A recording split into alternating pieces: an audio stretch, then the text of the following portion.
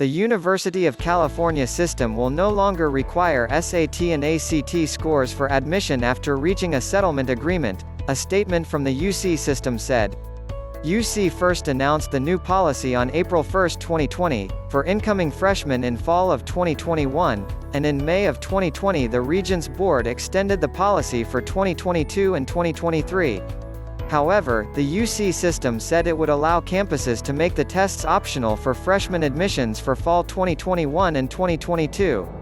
A judge ruled in September, though, that campuses could not consider scores from students who still chose to submit them.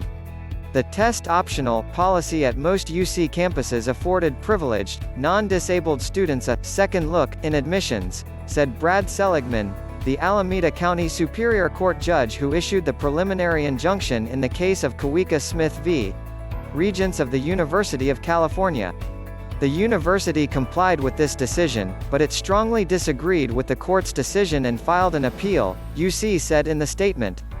UC said it also explored the possibility of a settlement with the plaintiffs that would provide certainty for students and their families, counselors, and high schools. The Board of Regents approved the settlement on Thursday. Under the settlement, the university agreed not to consider test scores in admissions or in scholarship decisions for fall 2022. The Board of Regents had already decided in May 2020 that SAT or ACT scores would not be considered for fall 2023 admissions and beyond, UC said. And all the UC campuses have announced plans not to consider SAT or ACT scores for fall 2022 admissions. Many universities suspended using SAT and ACT test scores for admission last year because of the coronavirus pandemic. But activists who view the tests as unfairly favoring privileged students and as an inaccurate reflection of a student's academic ability had expressed hope that that would lead to permanent change.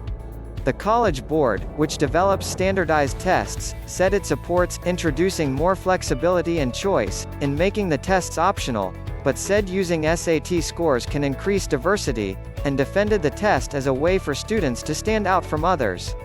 Evidence shows that when colleges consider SAT scores in the context of where students live and go to school, as with our free admissions tool landscape, the SAT helps increase diversity, Zach Goldberg, Executive Director of Communications at the College Board, said in a statement.